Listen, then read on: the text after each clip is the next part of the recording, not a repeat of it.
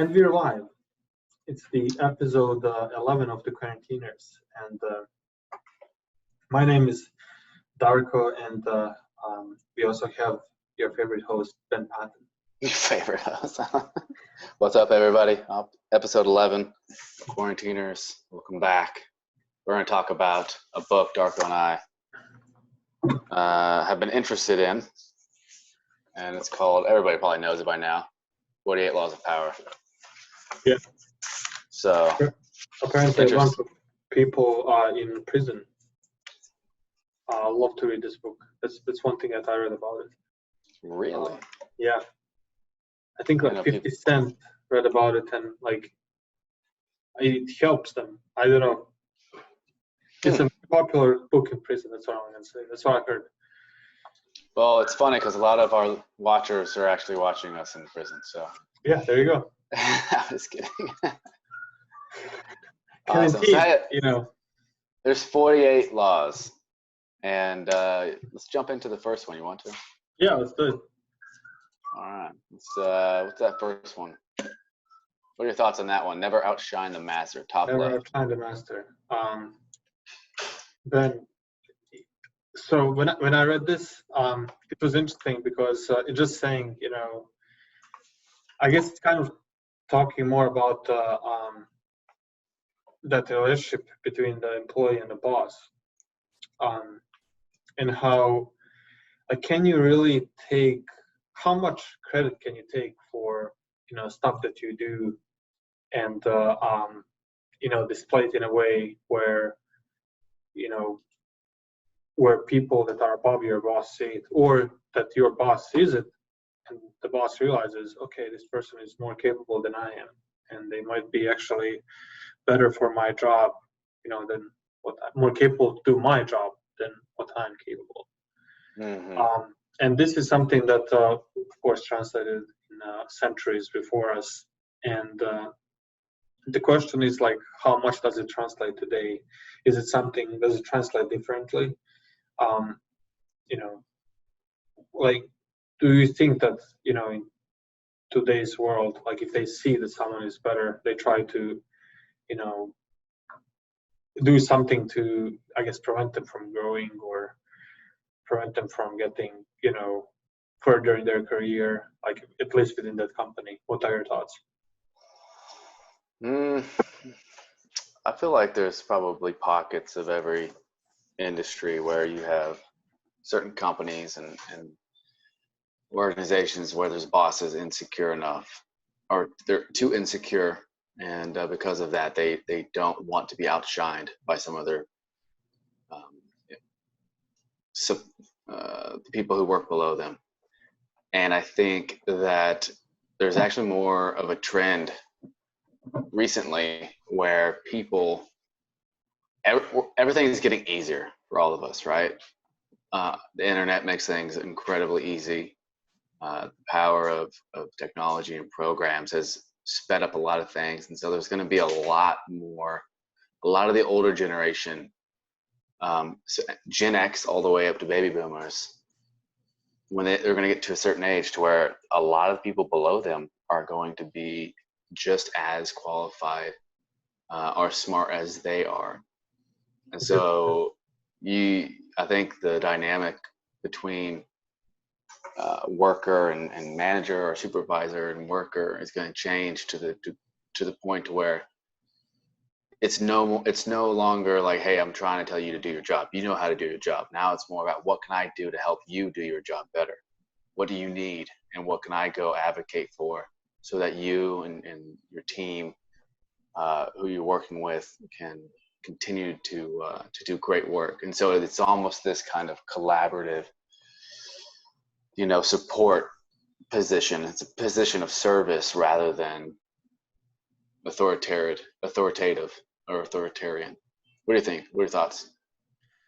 For me, like, it's honestly very odd, like how, I guess, you know, if you're a manager, let's say you're a manager, or let's say you're a manager and you're, you know, in your late 40s, you know, and you decided not to keep up with the technology as much, you know, which, you know, there are people out there that barely know how to, you know, for example, in my company, that they're not like great with Excel or any of the programs. They have good managerial skills. They have okay leadership skills, which I believe that of course, I'm sure that you also aware leadership is different than management. But like what's like is leadership and management like? Do you need to have experience to learn how to do those things? I guess it depends from industry to industry, of course. Or is there something that you can learn within 6 months? Like if you read certain books, do certain things, is managing something that you can learn like in a certain period of time if you just focus on it, just like you would learn it in school? Oh no. I mean, I think so. I mean, there's plenty of books out there about how to manage. The one that comes to mind, I think it's called "Who's Got My Cheese." Who's Got My Cheese? Yeah, I think that might be the book. Yeah. And then there's a classic book called 2-Minute Manager. But what is it? Let's describe real quick the difference between the two, because I think obviously anything can be learned. Yeah. Right. I just read a book on this that's talking about this topic, and it's called the book is called it's 7 Habits. It's 7 Habits. That's the main thing. I read it. I didn't even know the title, but it's talking about the difference between a manager and a leader. They're not saying like leader is good or and the manager is bad. No, they're saying leadership is a different thing from management, and you need both. Like leaders are more focused on the vision. Like let's say you have a team of people and that you want to make a pathway through a jungle, and you need to get from point A to point B, and you have a leader who sets the direction. Okay, we're gonna cut this part of the jungle to get to the point B, and then you have a manager who is making sure that all the people that are hacking the stuff to the jungle have the everything sharpened, that are performing the stuff at a certain time of the day, and that are doing the certain things to make sure that to get to the point B as effectively and as efficiently as possible. But what's the point of cutting through the jungle and being as efficient as effective as possible if you are going to the point C where you don't want to go?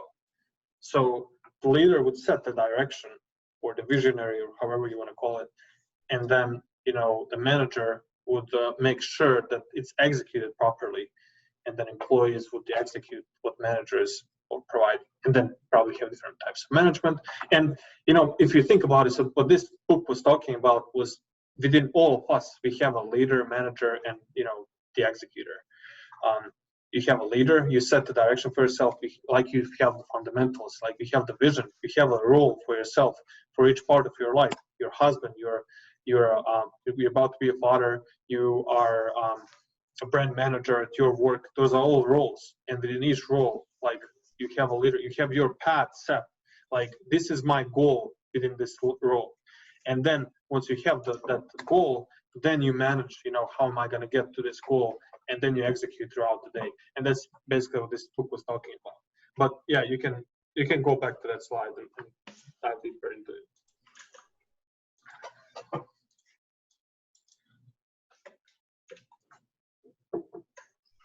So this is basically just saying kind of what you're saying. The manager tells the team what to do, gives the instruction, and focuses on short-term goals, and then the team does it. And then the leadership, being a leader is hard, man, because you have to forego you get recognition in due time, but you can't own the recognition. None of it's yours to keep. It's all your team's. And your entire job at the workplace is to ask questions and remove roadblocks, which is what I was saying earlier, right? Like, what can I do to help you do your job better? Yep. And that's what a leader's supposed to do. And they're strategically focused. So like, all right, we need to get here by X, and then by Y, we should be here. And then by Z, I want us to transition over to this and get this. So they're a little bit more, they're playing chess, whereas the manager's kind of just playing checkers. And the team is still doing the work. and they're still having their results measured, improving the process and cross-training. But the leader is just there to kind of help make that entire system and process easier. So again, I wouldn't want to have the job. I mean, I do and I don't. Yeah. Right. Like you do want to be a leader. It's not a bad thing to aspire to. But it is one of those things as well where you're on the chopping block. So anything good or bad that's going to happen is coming straight at you. Let's talk about the second law real quick. Don't trust friends and use your enemies. What an interesting law. Yeah. What is your analysis on that? And I'll go over here to this one here where we kind of see a little synopsis. Yeah, I read through this chapter. It was interesting. He was talking about how, for example, you have a job open at your company. Like let's say you have the company called Ben Enterprises, and you have a high-end job open in your company. But then essentially what he's saying is you should hire an enemy instead of a friend. Like you shouldn't hire me. You should hire someone who is your arch nemesis, or who was your arch nemesis at your current company, and they will perform a better job than one of your friends. Because it's actually probably really true. No, it's. I mean, it makes a lot of sense. Times change, you never know. But you want to. The person that was competing with you before, that was your enemy or just a competitor. Like we didn't really have enemies, anymore. Like it used to be back then. You have, for example, like if you were, a leader of one army and there's another army, you want to bring another, it's a different thing, completely. He's talking historically here, but it does translate to today, because the enemy is going to take the job much more seriously than your friend. Your enemy is not getting this job because he's your friend. He's getting this job because you think that he's capable enough. There are no more emotions involved. So, like, what do you think happens when you hire family? That's the same thing. Like the emotions get involved. You may not get as much, I feel like it comes from both ends. It comes from your end, like your judgment is impaired because they are your family, they are your friends. You may not get the best results. Yeah. It's easy to take your family. It's easy to be soft on your family, and when they don't do a good enough job. Well, that's another part of it. Like your family might feel like, hey, I'm gonna still have this job even if I mess up. While the enemy is going to try to do as well as they possibly can, so that they can continue some kind of, so they can show you, hey, I'm still that person that was giving you trouble. I don't know. Those are my thoughts. What are your thoughts? You might have even deeper thoughts. No, man. I think you nailed it. I think when you hire friends and family, they take advantage of the fact that you have those emotional feelings towards them, and then they manipulate you and your feelings, so when they mess up or they don't perform to the level that you want them to, they're like, he's not going to do anything, I'm his friend, if he fires me then he's a jerk. And that puts you, the boss, in a really weird position, because I've seen this firsthand where a family gets hired and they just are lazy and they just don't do their job.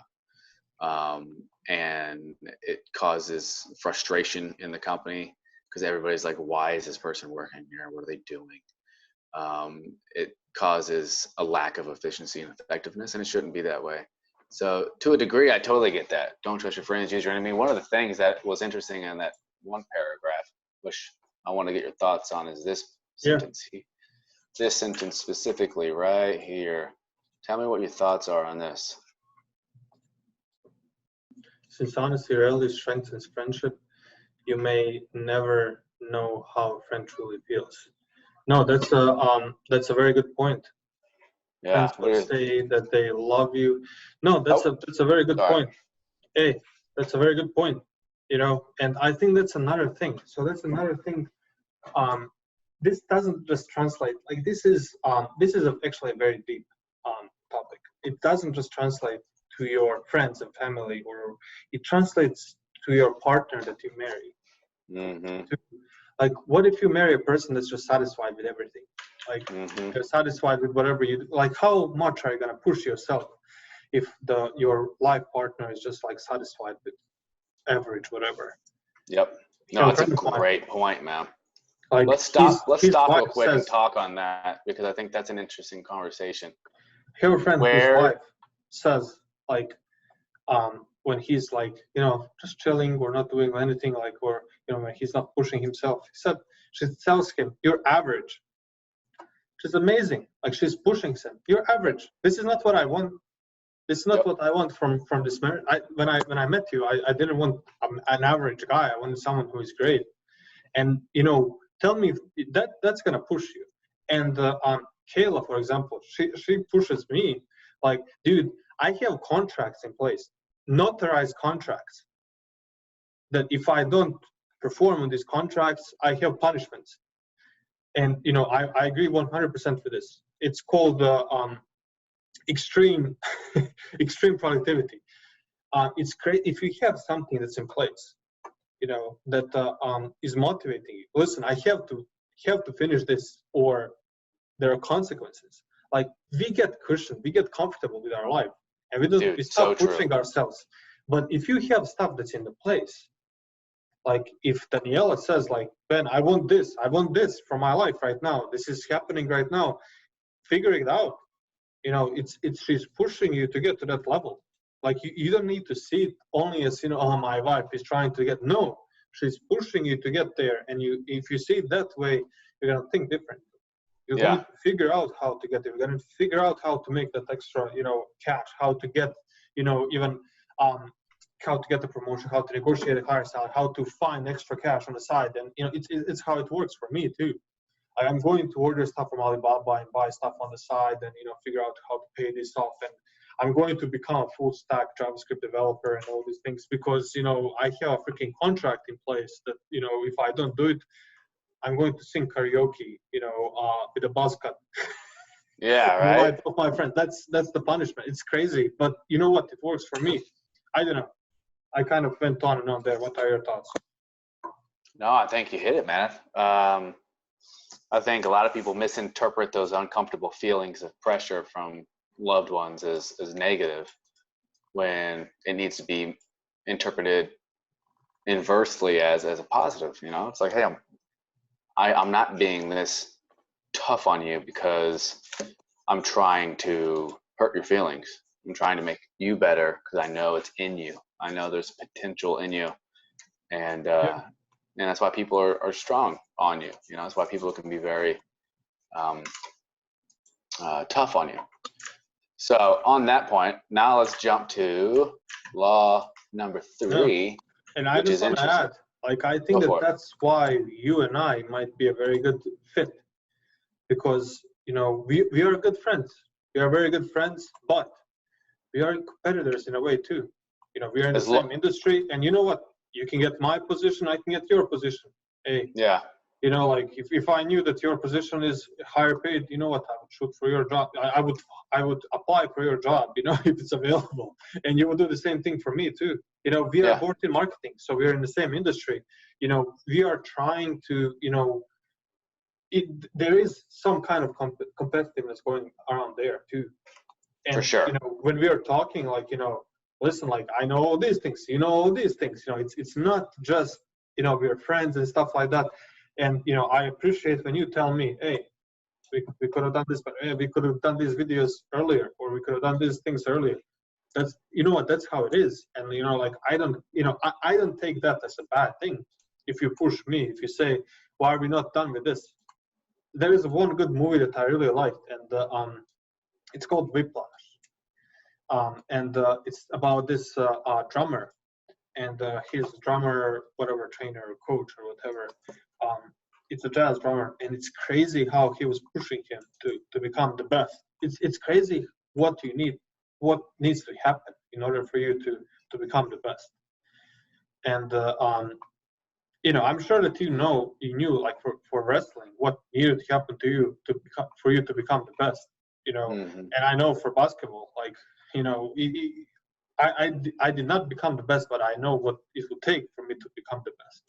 Mm-hmm. It wouldn't take for someone to cuddle me to say how good I am or anything like that. It would take for someone to say, you know what, this is not good. You need to work on this stuff. It's more of that and less of which I got a lot, but of course there's the physical thing, like how you're built and what you're, but there's a whole another aspect that Yeah.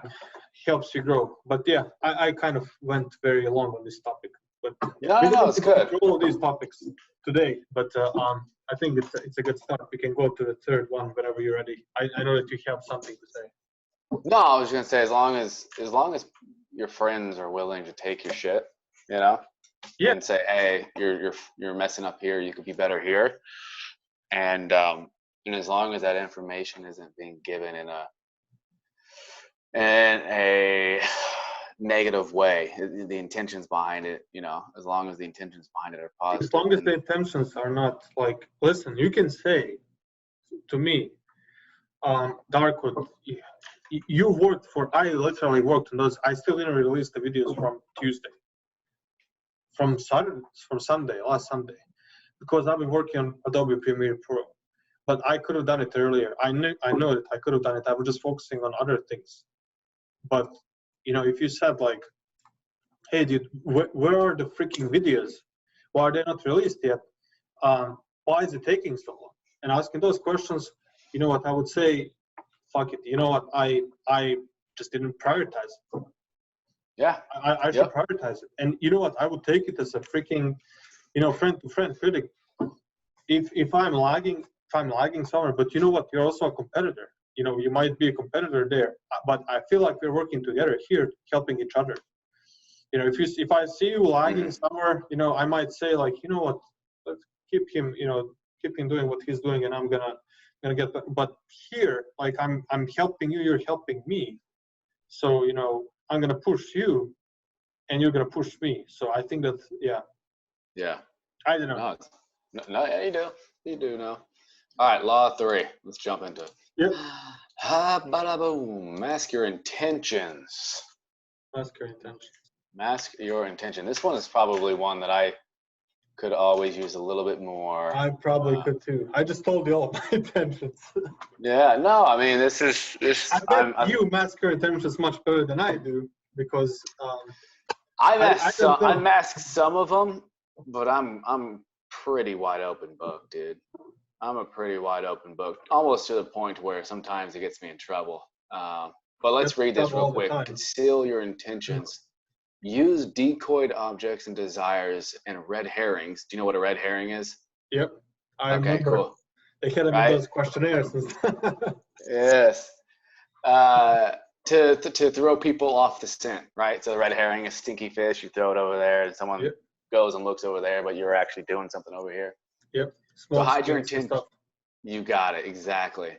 Hide your intentions not by closing up, but by talking endlessly about your desires and goals, just not your real ones. See, that's so funny, man. That's so funny. You'll kill 3 birds with 1 stone. You appear friendly, open, and trusting. You conceal your intentions. A lot of this is almost this book. It's evil. It's evil. The thing about this book is that it's how you succeed in a natural world, but it doesn't come at it with any. Do you succeed as a person? Like, how can you? I guess we should apply a goal for ourselves here. Can this be applied in a positive way for you as a person? Like, can this be a positive skill for you as a person? Like, when do you mask your intentions? When do you not mask your intentions?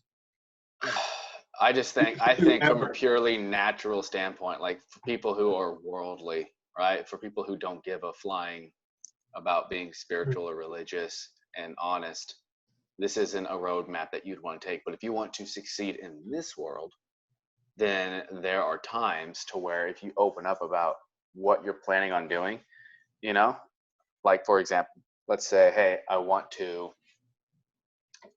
let's say my true intention is I want to take over the company that I'm working for. Yeah. Would I be better off saying, hey, I'm working this hard and I'm staying up this late and working all these nights because I want to eventually have ownership in the company? Would I be better off doing that, or would I be better off being like, hey, my biggest goal is to make my CEO the most successful guy in Charlotte, North Carolina. That's all I care about. I don't care about what I'm going to work my butt off, and I just want him to be successful. And so people are thinking that's my motivation, that's my intention, when my real intention is just to come in and take over. You know, like that would be an example probably of concealing your intentions. What do you think? That's a pretty good point. Yeah. No. And no, that's, I mean, and is this something that you only apply like in your work life? That's another point. Like in the corporate America, which is, you have this going on probably a lot. I honestly, so I'm one of those guys who is like, I'll like for example, I went to the store yesterday and I was getting some lunch meat, and I was no, this was a week ago when I was getting lunch meat, and the person didn't give me like, so this is what they did. They got first I asked for a discount like every time for lunch meat, and here's the Yeah. and Does they it said work? no, it doesn't work anytime. But I try. I That's said, hilarious. I love that about you. dude, I said Mother's Day is coming up, which was like weeks ago, Yeah. weeks before Mother's Day. But anyway, and it's a freaking Eastern European guy asking for a discount. Anyway, she put the stuff in a bag and then she measured. And I said, no, you need to take that stuff out of the bag because that's 0.01 ounce, or whatever, how much it is. Like it's It's heavier. 15 cents I shouldn't be paying for. And she said, really? Yeah. I said, really? Yeah, I'm not going to pay it. That, it's my money. It's my money that I'm spending, Yeah. I'm sorry I'm making your life harder, but I'm not going to do that. So please put that back on the, so, but I could have I could have been nicer about it. I could have been, more indirect about it and said like, but I guess like people, I feel like I get that a lot, where people are like, I don't know what their real intentions are. And they try to be nice about it. And there's some kind of etiquette. And there's like probably business courses that are teaching this stuff, but I just don't want to get into it. I'm going to be authentic. I'm going to surrender the outcome, whatever the outcome is. And I'm going to freaking, do the dirty work afterwards, which is, I stole this from the TED Talk. Yeah, I'm right. just being completely authentic about it. But this guy was awesome about it. Freaking say whatever it is, surrender the outcome. You messed up somewhere. You could have done a better job. You could have caught it earlier. Freaking surrender the outcome. Say this is what happened. It's typically way less, bad, way less worse than, that's not the word, way better than what you thought it was. It's not as bad as you think it was. Yeah. You are going to you're not going to be punished the way that you think it is in your head. Yeah. Which dude, there's so many deep topics that come into it. Like, if it happens in your head, does it, is it the same as it happened in the real world? But I don't want to get into it. I feel like it's a conversation if we have both Brian and Matt on again to get into it. Yeah. Yeah, it's interesting, man. I feel like if you're always going around concealing your intentions, concealing means you're not being honest. So you'd have to lie. And if you're constantly lying, I don't know about you, but my memory is horrible. So I would forget which intentions I had shared with you and which intentions I haven't shared with you. And then you get yourself in this really weird wormhole of lies that you couldn't back out of. But maybe there's people who are brilliant and genius and smart and have a great recall and they can remember everything they told anybody. They could go down that path if they wanted to, but they're not going to feel as light and weightless as they would if they were just to be a little bit honest. And sometimes being honest isn't necessarily always a good thing because, hey, honey, does this dress make me look fat? Yeah. You don't answer that, right? Yeah. So you want to honestly, be careful about those type of things, of course. Exactly. Here's a quote, though, I thought was interesting. I wanted to just, what is this about, and what are your thoughts? The world wants to be deceived. And that's by Kierkegaard, which is the Danish philosopher. Yeah. No, I mean, do you think people want to be deceived? Do you think people are more happy living? It's like the Matrix, right? If you think about it. Yeah. They're more happy living a lie. Exactly right. Than they are having the truth. No, I think it depends what the lie is, This is true. No, and I feel like, so to the point of this book, I feel like it's different in the United States. And I'm saying this, like, you have so much opportunity here. And, of course, if you're a person that went through deceiving, and of course, it depends on what industry you're in. I feel like in politics, you're going to have to use this a lot. But, if you're just owning a business, or if you're trying to do something like, even if it's within your company, I feel like you can skip this if you own your own business. Like, you don't need to do this stuff if you own your own business. You can still be more authentic and just, the United States gives you that opportunity. Like, of course, you can be that within your company, but you're probably going to be stuck at the same place and not move up all that much because there's going to be some other people that have all these intentions that might not be a skill that might not be as experienced as you are, but they might be better friends with, they become better friends with whoever is the decision maker on who's going to be promoted or whatever. Like, it's a game, definitely. It's more of a game over there than it is, when it comes to you being your own boss. Exactly. You don't have to play these games if you're the boss. Yep. This is for people who are kind of trying to climb the proverbial ladder, as it was. What'd you say? No, I'm saying, like, if this is happening within your house, like within your family, like, it's probably not a good thing. Yeah. You should get out of that situation and just get 100% clean about that stuff, or whatever. I don't know, whatever is happening within a household, like, you should not hide your intentions from, your wife. Like, I feel like one household should have the same mission statement, and everyone should be on the same line in order to grow. I don't know. But yeah. That's a good point. It's kind of self-explanatory, though. Yeah. Here's the actual quote from Kierkegaard's book right here. It's called, on his discourse called Becoming Sober. Kierkegaard writes, the world wants to be deceived. Not only is it deceived, then the matter would not be so dangerous, but it wants to be deceived. Intensely, more passionately, perhaps, than a witness to the truth has fought for the truth. The world fights to be deceived. It most gratefully rewards with applause, money, prestige, anyone who complies with its wishes to be deceived. And perhaps the world has never needed to become more sober as much as it does today. You know what it's talking about, man? That's the quote there. You know what it's talking about? It's talking about like movies. People want to be given a different reality to escape to, because the one that they're currently living in.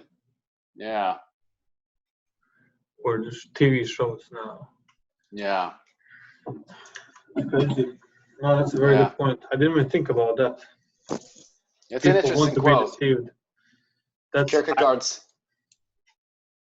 Go ahead. He knew that stuff, and there was no TV or any like media back then, really. Yeah, Kierkegaard's fascinating, man. If you've ever heard the word existential angst, it was Kierkegaard who coined that phrase in one of his writings, because he was talking about how living in this world and he was actually a Christian and he was wrestling with his Christian faith, but he was also a Danish philosopher. and he was talking about how there's this like pang, this like this feeling of just angst that you just, why am I alive? What is this all about? What am I doing? And you know, how do I shut that voice up? How do I quiet those questions and blah blah blah? It's a really interesting read. All right, so let's talk I think about. that you would find Heracles actually pretty interesting. I'm not sure if you heard about that philosopher. It's one Hercules? of the Heracles. So it's very similar to Hercules, which is how I Okay. remember it so well, Yeah. honestly.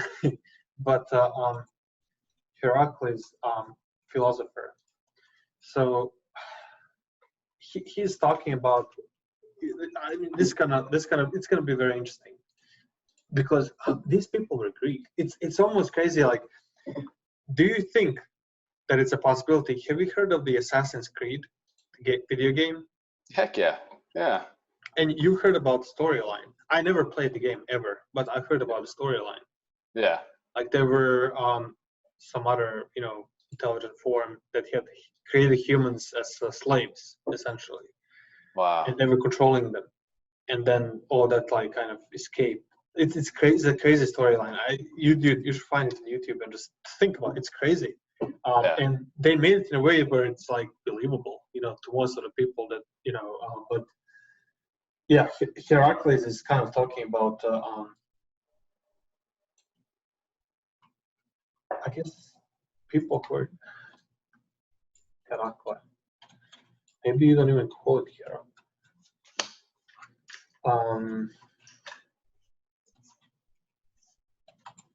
What are you looking for? Maybe this is not how he's called in English. Let me see. Oh, you think his name is differently? It might be in Heracles is how it's called in our language. Dude, I'm telling you, I think you're talking about Hercules. No, dude, I'm not talking about Hercules. That'd be awesome if you were Hercules. Heracule. You know what?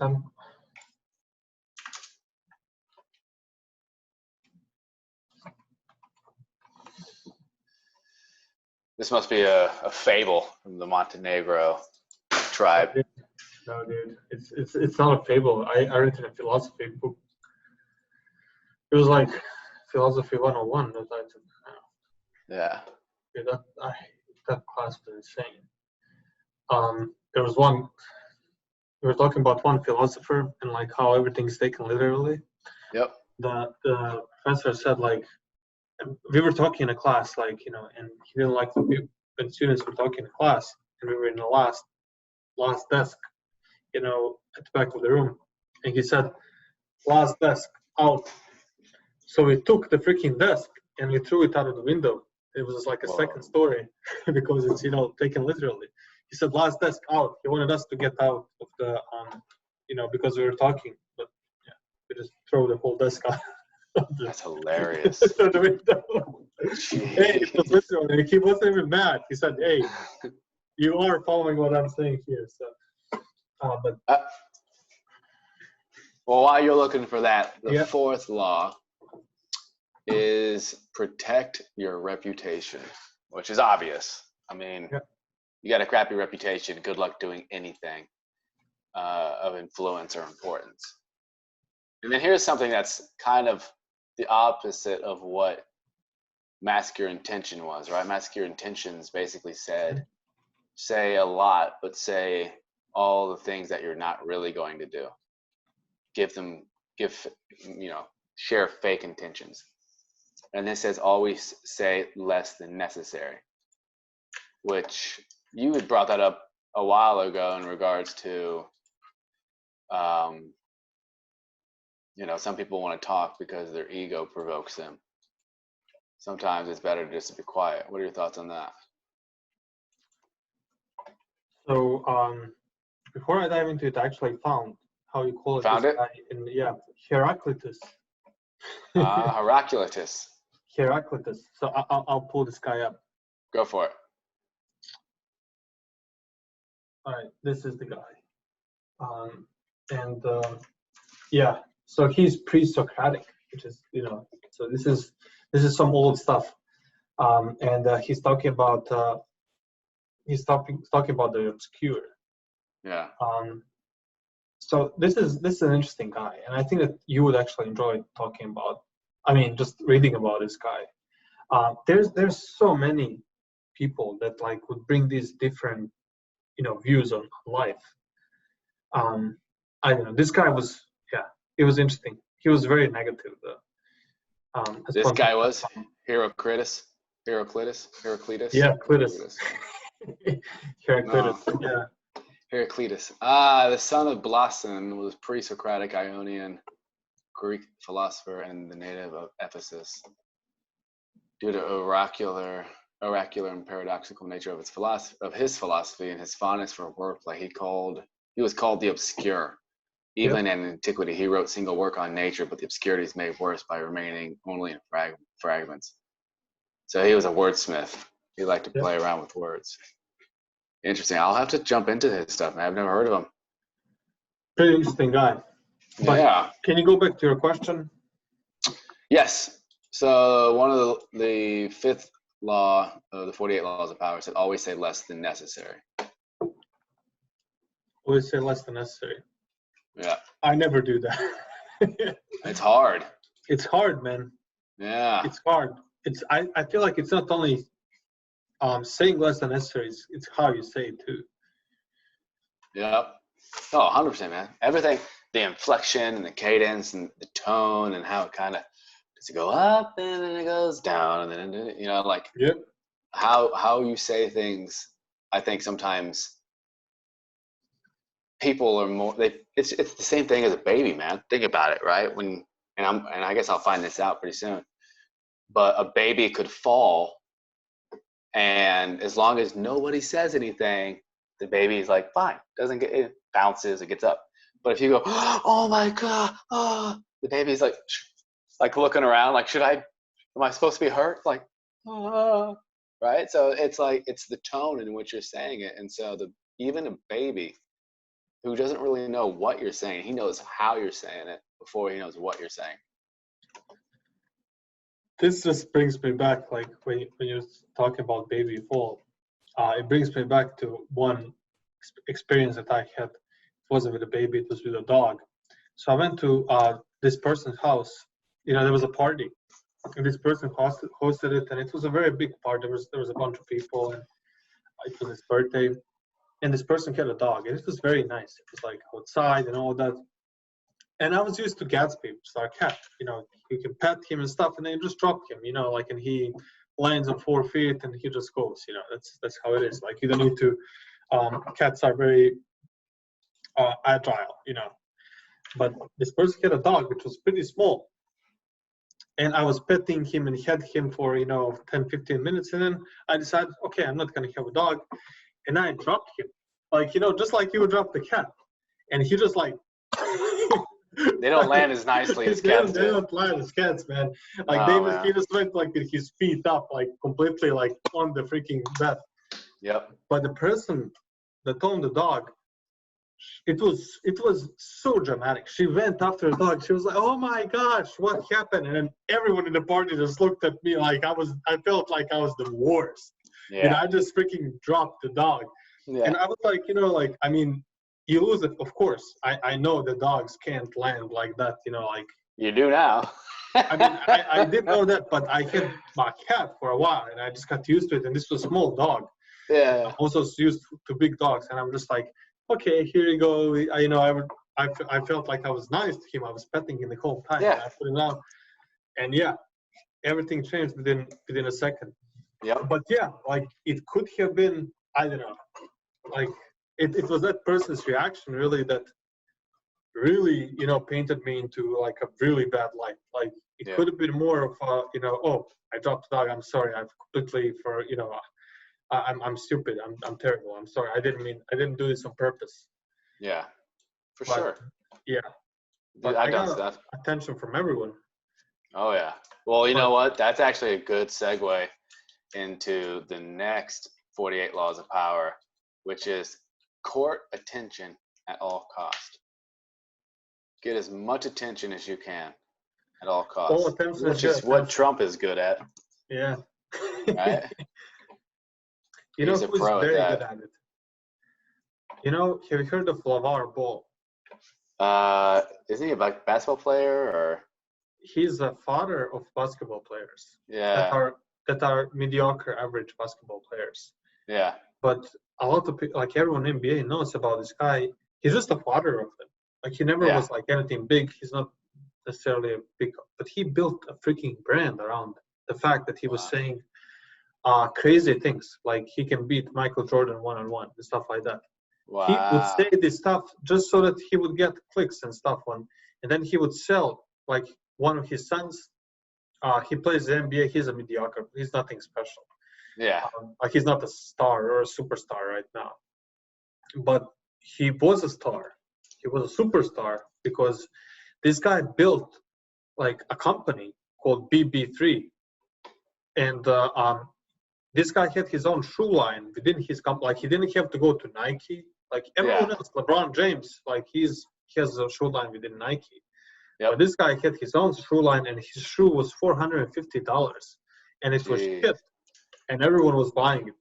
It's crazy. No This way. guy built it, and everyone thinks this guy is an idiot. But you know what? Maybe he's just a great father. Maybe he's just making a fool out of himself so that his sons can get attention. And like for example, his middle son, he would never get any. He got like attention like from NBA teams, like tryouts and stuff. He would never. He's a mediocre. I can freaking beat that guy one-on-one or whatever. Yeah. But yeah, he was getting Are you attention. pulling a Lamar Ball right now? Heck no. I could totally. I would have to pull it on someone better though. Yeah. I can beat, I don't know, LeBron James. There you go. That's Oh, too God. ridiculous. That's what this guy was saying. He can beat Michael Jordan. Like That's hilarious. crazy, man. Yeah. No, that's but it's what the marketing. It's all Kardashians marketing. do, right? Yeah, man. And this guy has a reality TV show too. It's crazy. Dang. All right, this is going to be a big challenge because I know if we put this off, I think we went go through this all the way. If we don't go through all of these, if we don't do it all now, we're not going to go through it in the future. So I say we spend 5 seconds for each one of these and say as few and concise of a thought as you can for each one, and then we'll go from each one to each one, and that's it. So I don't want it to be an incomplete episode, and I have a feeling we'll probably won't come back to it. All right, so we just finished court attention at all cost. Yep. And now we're going to win through action, not argument. I think that's pretty obvious. You don't have to let your words say anything, let your actions say it. What are your thoughts? Very true. I mean, yeah, I probably can't be too concise about that. But yeah, no, that's a good point. What about this one? Let others work and take the credit. That's pretty crazy. Does that work today? Does it go unnoticed? I don't think it does. That you're doing that? What happens? Yeah, I think you lose respect. Yep. Make yourself indispensable. Yeah, like there's actually a course on LinkedIn. I'm learning about that, how to make yourself invaluable to a company so you can't be irreplaceable. Yeah, it's a tough one to balance because it's to never outshine the master. You have to make it. You have to be indispensably on the down low. Like not if everybody knows. Yeah. It's already hard. Exactly. All right, make people come to you. What do you think? What are your thoughts on that? That's an interesting one. So all these, like, they have pages and pages of backing, like historical backing and stuff. But yeah, like for example, Ben, if you want to meet up, like it's essentially you saying like, no, you come to my house, come to my place, and it's apparently like you gain more respect than I do. Yeah. Well, I wonder if it's like when I first moved to Charlotte, I had a group of friends. Well, not a group of friends. I had a friend who was married, and him and his wife would always host parties. And so you were always going over to their place. They weren't coming to your place. They were always hosting you. So I was always like, man, that's interesting. And then I realized I was like, it's actually kind of genius, because if you cook one thing or two things, then everybody else brings one or two things. If everybody doesn't eat everything, then you have food basically for the rest of the week from all the leftovers that somebody else brought. Nice. Yeah, I don't know though. It's also a very nice gesture to have your friends over and to host them and have parties too. But when I was first moved here, I saw that. It depends how you see it, I guess. Yeah. All right. Feign honesty and generosity. Fake honesty and generosity. Man, what are your thoughts? I don't think you should do that. But yeah. Yeah, I feel like you can get a lot further if you're just honest about it. I feel like if your goal is so big, and that like it's not necessarily like within your interest, it's interest in like something bigger. Yeah. Like you can achieve more, because it's just a much bigger goal if it's, you know, about something bigger than yourself. Like stuff can only get as big as, you know, your goal can be only as big as you are. You know, I don't know. I feel like everyone falls short of their goals, of their real goals. Like for example, whoever, take Bill Gates, he's probably falling short of his goals, like his big goals. I don't know. Yeah, I don't know either. I mean, that's like if you set this goal for yourself, like Greg Cardone talked about this. He said, like, I wish I set my goal at $100 million. Yeah. You know, then I would get further. Like if you set your goal at $100,000 or $1 million or $100 million, like 10x, if you right? fall short, 10x. If you fall short of, you know, you're probably gonna get $1 million. further. Yeah. But if 100%. Yeah, let's say like if you want to do 10 push-ups, 20 push-ups, or 30 push-ups, you're probably going to get closer to 30 push-ups if your goal is 30 push-ups than if your goal is 10 push-ups. That's really interesting. Yeah. So if your goal is 10, aim for 30 and you'll probably get to 10. But I feel like even your mind, like I get tired at 9, you know, if I go for 10, you know, or I barely push out that 10th one. But if That's I go so for true. 30, like I feel like my mind works differently. Like I get tired maybe around 20, you know, and I start to push out. Well, who's that gentleman who this fat Marine guy? I think he's black and he lost a lot of weight. And now he does a lot of running and motivational stuff. Oh yeah, that's an awesome guy. Yeah, but he says the same thing. He's like, who? He's very motivating. Yeah. Yeah, but he says the same thing. He says like, hey, you're only ever giving 60%. You know, you're only ever pushing 60%. So around that, if you're doing 10 that's a very good point. That's a very good point. You know what? I want to stop this now, and I want to ask you something. Oh. You know what? So I had experience with this personally, and you probably had experience with this too, because you were an athlete. And I tell this to, like, I coach basketball, and I tell my kids, like, if you're laying on your ground and you're not moving the muscle, like if you are like one kid, he was obese, you know, poor kid, and he was, you know, really trying to like push himself, like, because I was pushing them all, I was yelling at them, yelling all these curses in Serbian that they didn't understand. Montenegrin, really, not Serbian. Yeah. I didn't say that. And then like he fell on the ground. He was breathing like that, and his mom came to him, and I told his mom, like, no, he needs to finish his workout. Like I was just making them run sprints because I was and I said, no, you go back. You know, he needs to finish this. He still has 60% left. Yeah. You know, even when he's on the ground like that, he still has 60% left. He's hedging. Do you think that was moral for me to do, to take over that situation in front of a parent? It's their kid, and you're going to have that feeling like it's going to be your kid.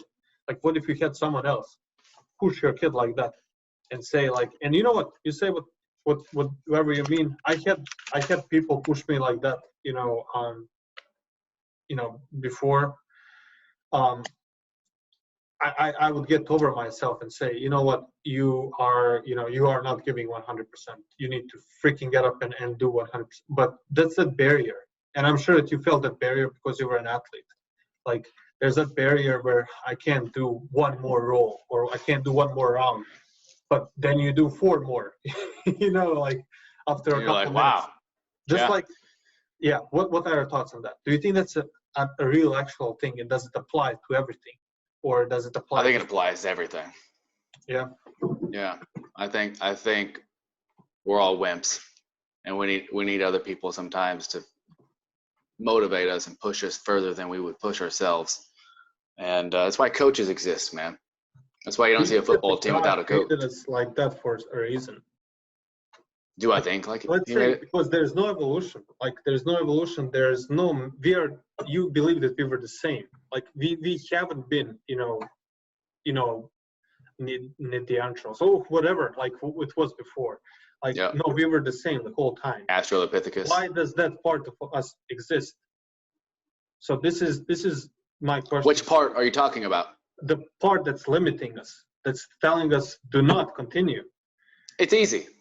Is it just because it's keeping us from getting hurt, or no? What is it? No, I think it's a purely self-preservation thing. Like if I was wrestling and I was working out, I would always, and you could probably fashion some evolutionistic type narrative if you wanted to, but it doesn't in any way warrant the truth of evolution. But basically in the back of your head, you're like, I might need energy in an hour, in 20 minutes, in 10 minutes.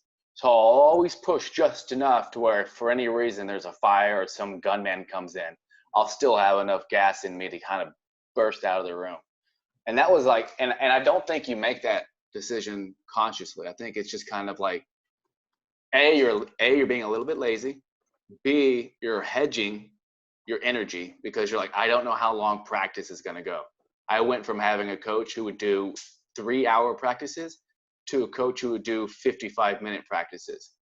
And when it switched again, you would always you wouldn't always give all your energy because you might need some in the future. So I think that's one of the reasons why you're not pushing yourself hard enough. And I think older people who have gone through this, who have experienced this reality, they're fully aware of it. They're fully aware of the weaknesses that they had as an athlete. And they're like, you know what? I remember there were days when I had no energy. And then as soon as I put my headphones on, out of nowhere, I found 50% more energy than I had before. And I went an hour longer than I thought I was going to go. And what does that tell me? It tells me I had more energy in me. It's just all up here. It's in my head. And so as a coach, as somebody who's pushing you, that's your whole goal, is like, I need to get you out of your head. And I need you to believe that your body can handle whatever your mind tells it to do. It's just, sometimes you need a coach to kick you in the butt. Do you think that that's our mind? So this is just our mind doing this to our body, limiting us to whatever, do you think that our mind also limits our mind when it comes to that type of stuff? Like, do you ever say like, do I think our mind limits our mind, like saying like, I can't freaking study anymore. I can't do any more work. I can't, it's too tiring for me. I'm just gonna watch freaking Netflix shows because that's also freaking intaking information in your brain, and it's kind of a similar thing. Like for example, so you know what's it's fascinating to me, and I'm trying to understand like the only thing that I've heard about this stuff, like the only explanation behind it was the evolutionary. Like we were freaking hunting mammoths and stuff like that, and doing that all that stuff, and we kind of came, that same brain kind of got still there, and like we got a little bit better, but not a whole lot better because not necessarily that much time passed since then. We still have that old brain. There's so many things that come into play here. Like for example, I've seen that Man versus Food show. I've seen a guy eating a gallon of ice cream, and he would like not be able to take even one more bite. and he would take some fries, because it's completely opposite from the ice cream. And then he would be able to finish the freaking ice cream. It's crazy. Also, I've seen there were experiments of people, just if you sign your name, Ben Patton, and try signing your name, I don't know. They were asking these people to sign their name, as many the people who were participating in this experiment, sign their name as many times as possible, and they would sign their name 500, 600 times or whatever. But then they would get so tired, they would not even be able to lift a hand to sign their name ever again. And they said I'm done, I can't do it anymore. And then they would ask them, okay, can you please fill out this form? And they can fill out the form, and write all these other things. Yeah, it's a different body language. So what is it? And why does it exist? It's limiting. It's limiting. What if you how would that affect your mind?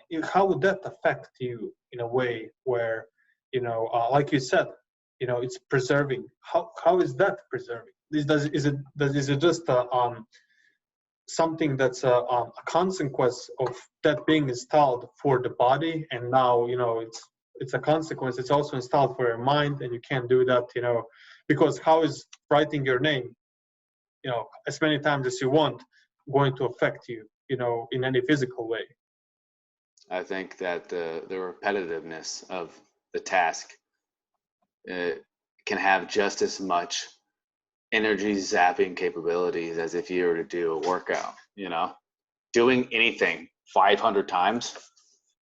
Yep. Just the fact that you're counting it is exhausting. Have you ever looked at a clock and you just counted?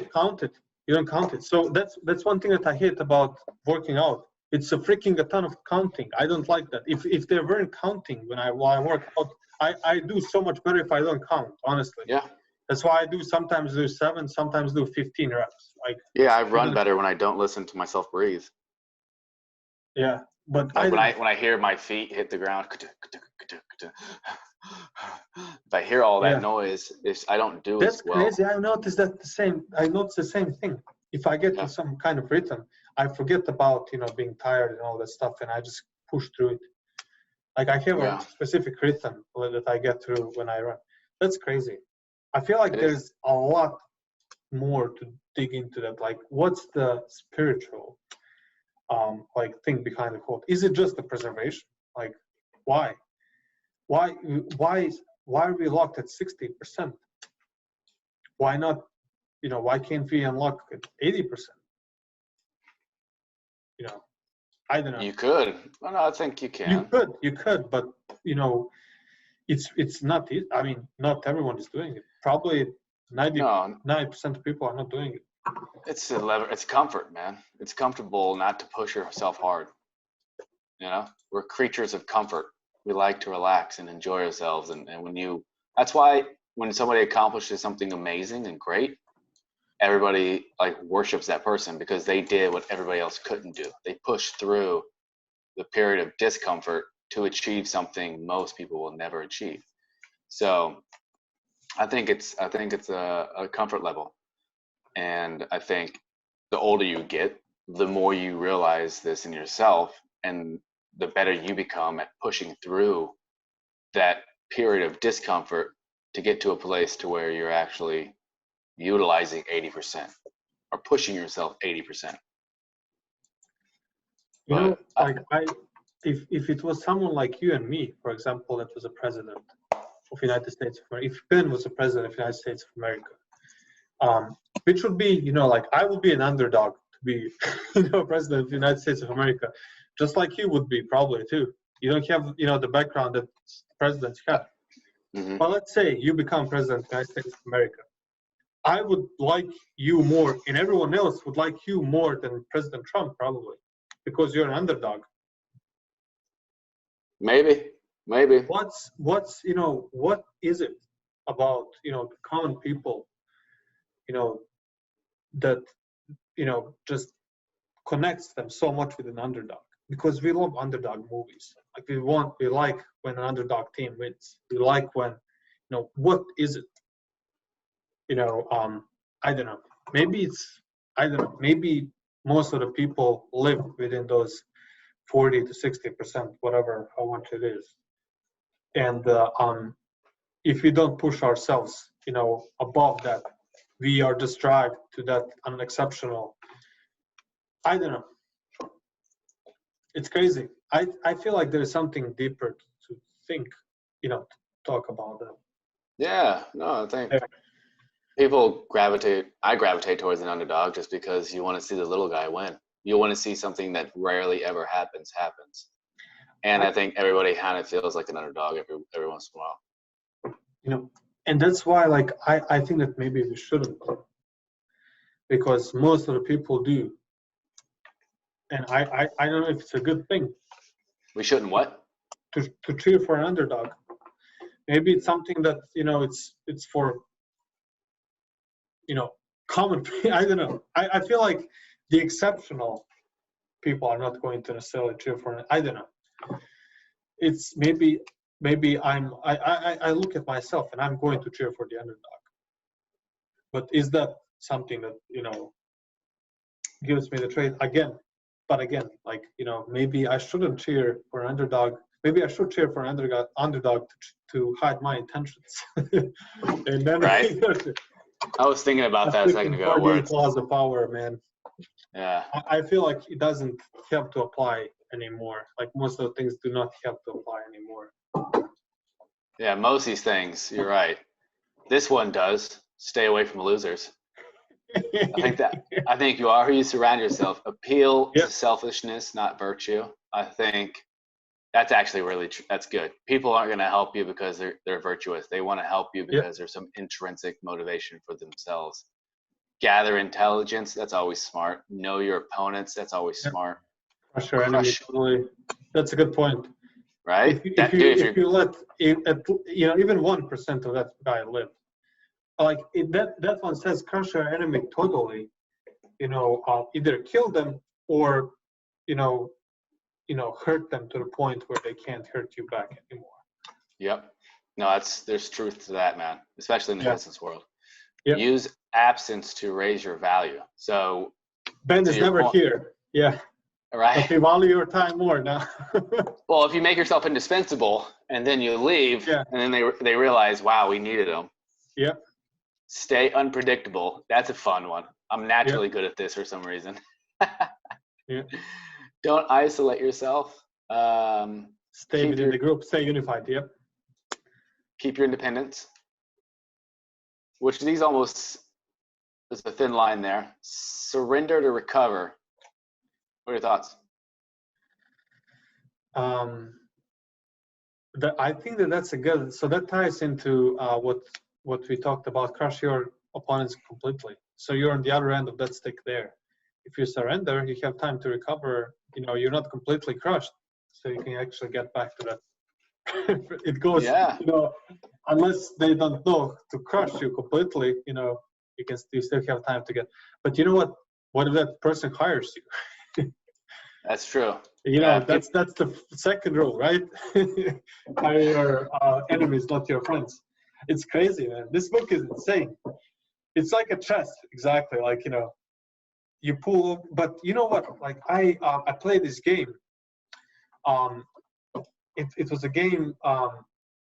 You had people, and it was like, I think it was some Russian app.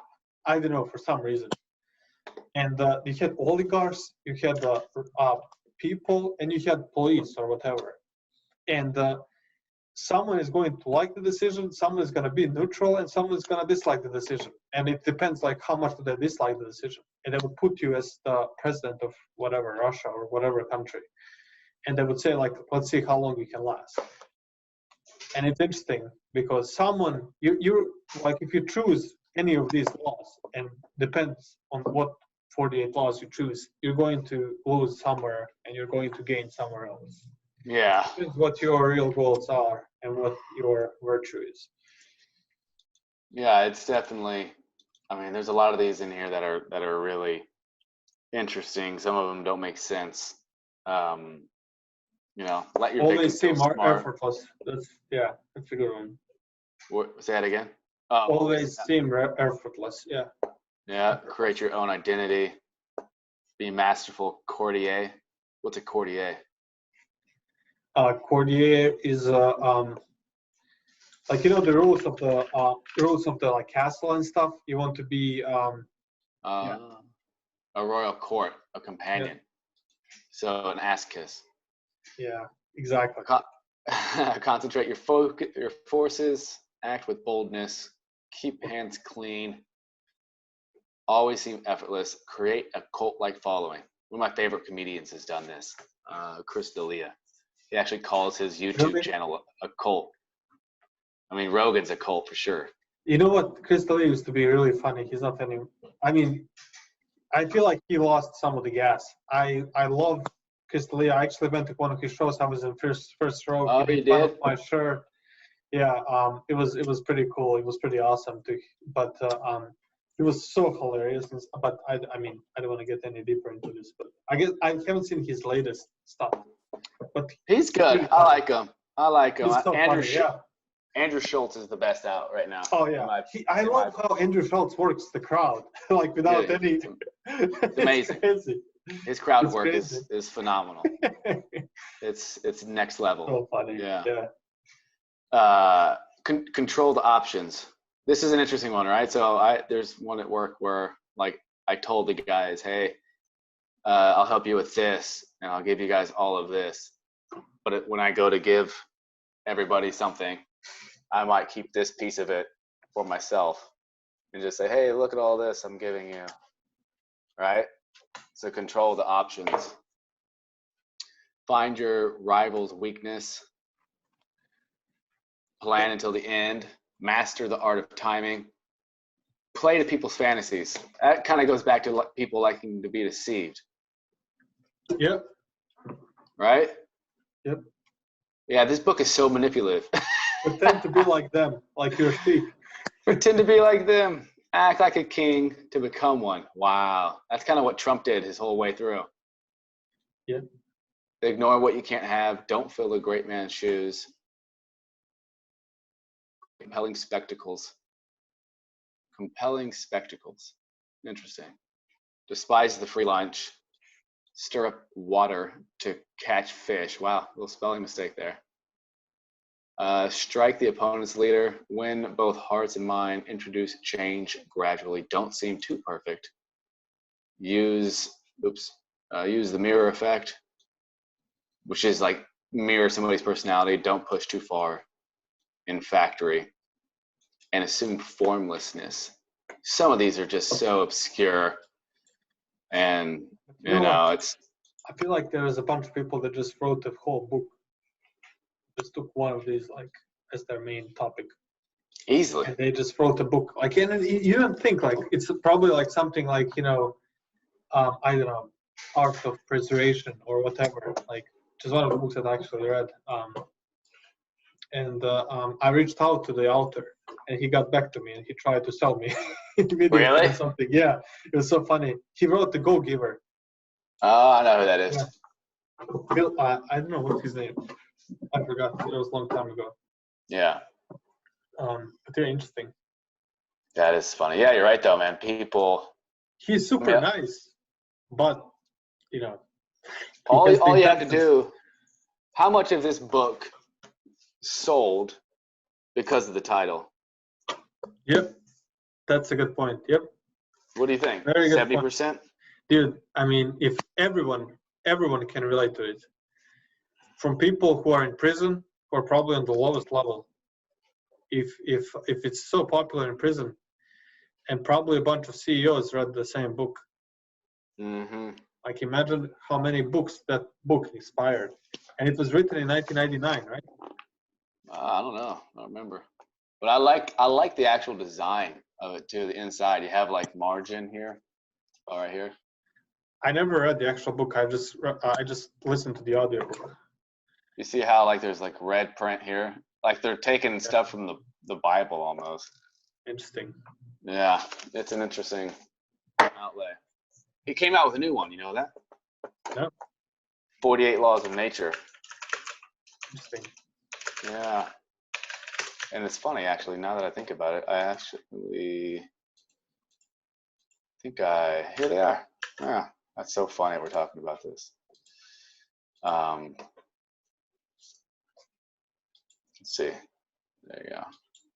This is bonus material. I don't know what this is yet. Oh, it goes into the redeemed narcissist. Yeah, this dude's just writing books with titles that are just obvious sellers. Seduction, power, mastery, war. Like, people like rules, they like lists, and they like one-word catchphrases that are like really gonna take, you know, the art of mastery. Like, everybody wants you to walk into their house and see that they have a book that says the art of mastery. It immediately makes you more intriguing. Interesting, man. Yeah, man. Anything else that happened to you this week that you want to bring up? I have some sourdough starter again, in case you need some. I know that there's a shortage in the world of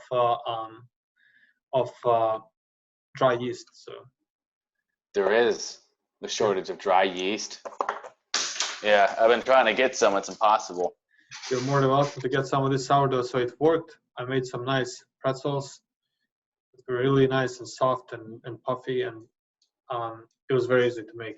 It took a couple hours because sourdough rises slower than the. But yeah. Dude, send it my way, man. Anytime. Yeah, I'm always for. I made some bread a couple weeks ago, and I haven't made any more since, but I need to. It's fun. It's a fun thing. Yes, we should have a. So you know what they have in Montenegro? They have a wine and fish festival, and there's just a bunch of wine and fish vendors. And really? just go through it and I think it's mostly like free. Yeah, like you don't even have to pay.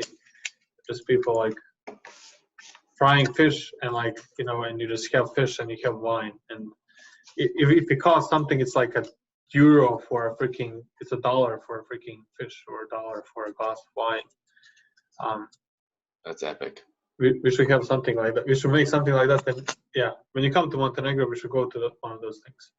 Dude, I freaking love that stuff. There's one fish that's really good, and it's in this lake. It's a very small fish, and you can eat the whole thing. It's very crispy and they make it very crispy and very salty. Mm. And there's this lake that has certain parts of the lakes are like wells, and during winter they I don't know, keep the heat or keep the temperature that's optimal for this fish. And you just catch this fish like a freaking. You don't even need. It's like a freezer. You just come in there and pick it up and take it home. And it's called kebab, and it's so delicious. It's crispy, and you can eat the whole head and everything. It's all the same texture. What? With wine, dude, so good. Dude. It's healthy. You don't need. You get some homemade bread and stuff with it, and it's so good. Oh, I'm hungry. That's the whole festival, man. We have to go to one of those. I'd love it. I'd love it. I would love it. Everything's good on your end, though, right? Yep, everything's good. Gold, man. Yeah. Episode 11. The quarantine. Episode 11. Quarantiners. Darko and Ben. Hell yeah. All right, guys. Thanks for tuning in. Tune in next time. Every week at some point, whenever we put it up. Alrighty. Bye, guys.